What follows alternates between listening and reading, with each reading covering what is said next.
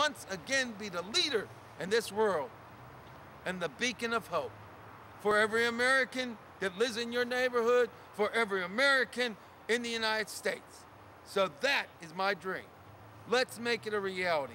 Go to www.senate.gov, www.house.gov. Call 1-202-224-3121 or 1-202-225-3121. Let's make Dr. Martin Luther King's dream a true reality, and my new dream also a true reality.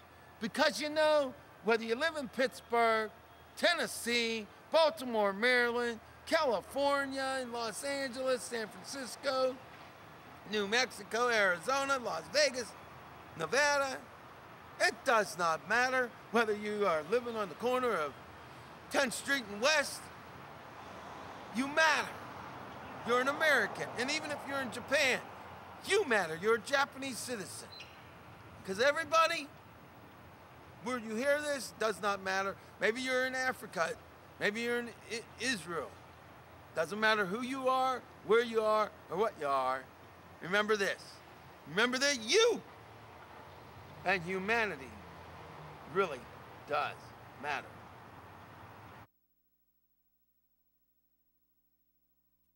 Everyone, I'm your co-host, Annette Mendel, and I want to introduce Albert Torcaso, our host. Oh, that's kind of like a reintroduction, but that's all right. Real quickly, when I was talking about this book that actually I plan on writing, I've never written a book, an e-book of any kind. I'm going to probably need help with it in terms of the grammar and the spelling. And hopefully I'll be able to get a publisher, but I'll probably try it as an e-book first. And I want you to know a couple of things about Albert Torcaso. First of all, if and when I write this book, if it is in the form of an e-book, it definitely will be less than $10, probably less than $5. And I'm not advertising, I'm just letting you know. That's not advertising, I'm telling informational. I'm not telling you where to get it or how to get it. But when I write it as a hardcover, if I do, that will also be less because, as I have said to Kathy, and I have said to Annette, and I've said to many people, you can have the greatest idea on earth, but if people can't afford it and it can't get to the masses, then it would be outrageously ridiculous to even write it. So I want people to afford it. And yes, I guarantee you another thing. Right here live on February the 18th, 2011, once I do write this book, whether it's an e-book or whether it's hardcover, I'm going to donate a certain number of them to the Carnegie Library of Pittsburgh so that they will be able to give those Americans or even immigrants the opportunity to actually get access to this book. This book will absolutely 100% have things in there that no ebook has covered, and a perspective that, yes, I've seen a lot of you can do this to get rich quick kind of thing. I've seen the infomercials. I've seen all these ideas. They forget one very important equation. What they ask you to do, what they teach you to supposedly teach you to do, if you don't have the money to do it, it's like having a Rolls Royce with no wheels. It's useless. I will not let it be useless. I will donate a certain portion to you because I want you and all of us to have a better life. That's what this is about. This is no longer only about telling you how to fix the window, but this is about telling you how to prevent the window from being broken. And we cannot rely on the government because as we speak, the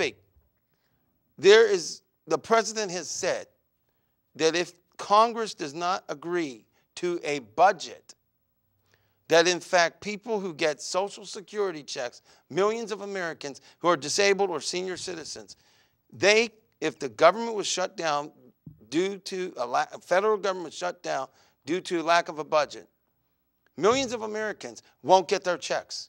won't have the money to pay their bills, won't have their money to eat, won't have their money for anything, could be having mass evictions, could have mass catastrophes. And yet our government may be willing to sacrifice us. Now, I don't know about any of you, but I'd be calling Congress right now. But you know what? Hopefully that won't happen. But now is the time for the poorest American to have materials so that they are no longer amongst the poorest. And, you know, before we get into this call, because I'm going to get you a call. Actually, I'm going to have Kathy do it, but at any rate, I hope you're ready. But, you know, the thing is, we've got to think our way out of poverty. Because if we don't, we're all going to live and die in poverty. But let me just say this. You know, some people say, well, if everybody was well, you know, work at the fast food places. You know, that may not necessarily be true. What if our government and the people, you the people, came up with an idea to get a law passed that would essentially say, you put your amount of time in, maybe you work a job for 10 years, 20 years, or like you do now, retirement.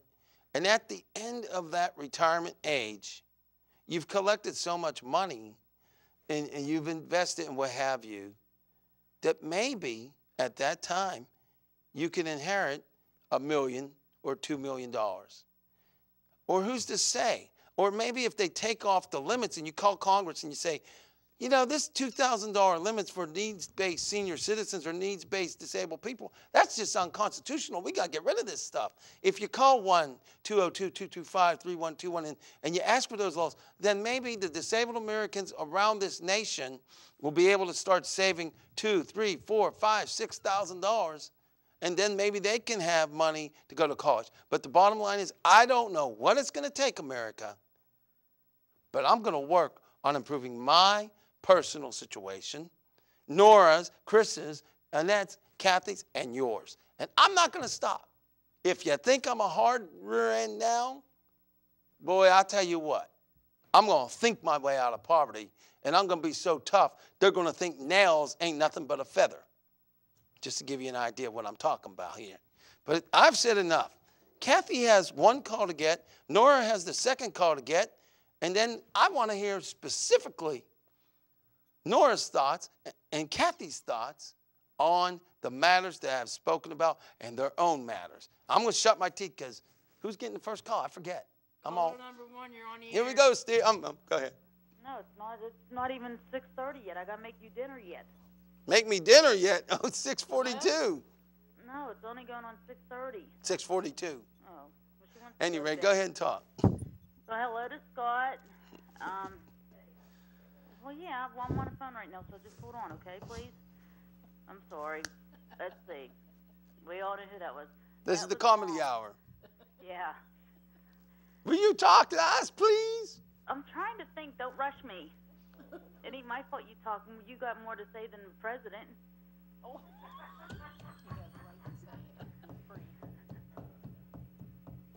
I'd say something, but I'm going to be nice. How's everybody tonight? Hello to everybody in the Pittsburgh, United States of America. Happy birthday to Cherokee's twins, Rosalind, and whatever the other bratty kid's name is. Can send our condolences to Nicky for losing his daughter, I don't know how many years ago. And I think that's about it. And whoever has a birthday this month, and happy belated Valentine's Day to everybody. Time out. You didn't say hello to the people from LJS, that young man. Matt? Yeah. Hi, Matt. Don't work too hard. Hey, it ain't that kind of show here. I can make it that kind of a show. No, you cannot. I'll cut you off at the knees. I can on make the phone. That kind of a show. No. It's not hard to do, you know. All right, keep it going, keep it rolling. We're losing daylight here. Well, you already done and did that. It's now nighttime. Well, we're losing nighttime here. Can you speed it up here? That's it. And there ain't nobody else that I don't know who. Oh, hello to Aaron at the Buy and Fi and the North for Sales. And hello to Scott. Okay. Who was Scott? I can't remember Scott. I'm That's sorry, okay. Scott. You Who don't was need to know Scott? Scott? Who? You don't need to know who Scott is. Oh, and I do need to know who's Scott. Hello to Mike and Steve. No Steve or Mike. And hi to Kenny. How about no Kenny? How about yeah, Steve? How about no? Yeah. Can't leave everybody out. And you still didn't do your job. You didn't tell me what's for dinner tonight. I'm hungry here. Oh, right here. Now, if you're going to say it right. All right, here. You can say however you want. Yeah, I'm going to say it like I want to say. Hurry up, we got calls here. Come on, move it up. Okay, we're having hot sausage and pizza and stuff, what the hell is it? Hey, watch your teeth. I can't watch my teeth. I don't have a mirror. All right, that's enough. I got to go. All right. It's like a calzone, Stromboli type deal. I'm going to tell you, and I'll eat it. We got to wrap it up because we got peoples. Well, be careful coming home and stay safe. All right, God bless you. Good night. All right. Okay, now, before we go any further, let's see, I got everything as far as I can tell. So we have about, I can't believe I took 15 minutes. We have another couple calls coming in. Oh, okay, well, let's get the other call. At any rate, with regards to all that I have said, what are your thoughts on that? And I also want to keep in mind, even though I didn't touch on it enough, I believe that when I say a poverty-stricken mind, what I mean is just because we are poor, just because we have obstacles, does not mean we have to think that way, and we can think our way out of it. Many people are extremely talented, but never have the opportunity or the funding. I'm saying I'm inventing this idea, this book, partly to move people forward, to give them hope, to give them freedom of the mind. But what's your thoughts on everything? And also I want to acknowledge this is, by the way, African American Month, and we need to remember that a lot of Tuskegee airmen and many other soldiers fought and died for this country. And frankly, I hate the way the vets are treated. They are not treated correctly. But that's all I'm going to say on that, and I'm going to pass it to you. Al, I want to thank you for inviting me on for February.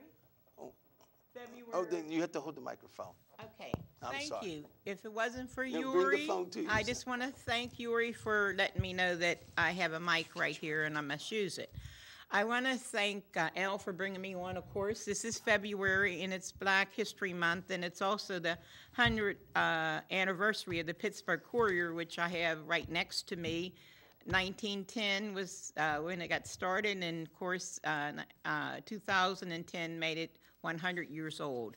So I want to thank the Pittsburgh Courier for keeping our history, our Black history, as well as the history of Pittsburgh alive, thanking Teenie Harris for all the work that he did over the years, and all the photographers, and especially Christopher Chapman Parker for being a part of it and letting us know how important it is to read our own Pittsburgh newspapers all over, our Tribune and also our Post-Gazette and our Northside Chronicle. So I thank all the newspaper and the journalists that keep Pittsburgh on the map. Pittsburgh is not the richest city in the country, but it is the most joyous, the most happy, and we want to thank the Steelers for taking us to the Super Bowl, thank the Rooney family for holding on to its franchise, and thank the people for keeping it alive by watching it and by going to it and by buying all the different things that we wear, constantly showing that we are the Pittsburgh Steelers. I am happy here, another thing for as you talk about the poor. That penny a day, that quarter a day, that dollar a day, it's not just for us. It's like the piggy bank we had when we were young. It's important to bring it back because it's important to save. It's important to have what's your worth. And at the end of the year, you're saying we're worth a certain amount of money. Thank you. We're entrepreneurs. Well, I will say this. If you increase that dollar a day by just $2, by the end of the year, you have $730. Okay, Mr. L. So, yes. and one quick thing I wanted to mention. I said that we have credit card slavery. A large majority of Americans, they're 90%, well, about 60% of their income is paid towards credit cards. So There was a book I was reading, Debt Cures Too. And he mentioned that in America, every single day, there's $2 billion spent on credit. So what that actually amounts to is Americans are putting themselves in debt to the tune of $730 billion a year. Let us forget the credit. Let us reduce the credit and start going back to paying the cash. If you don't have the money, don't buy the item. You are becoming slaves to the banks, slaves to the credit card companies, slaves to your employers. You're having an extra job just to pay off the other slave master. I hate to use that term, but I'm tired of people being treated like garbage. I will not stand for it anymore, America. I will not stand for it anymore, planet Earth. Well, you know, I'm just not going to stand for it. Many years and ago. And we do have another call, so okay, you might have to get but another. many years ago, my mom wrote letters to Richard King Mellon and to his wife and to the board. Right. And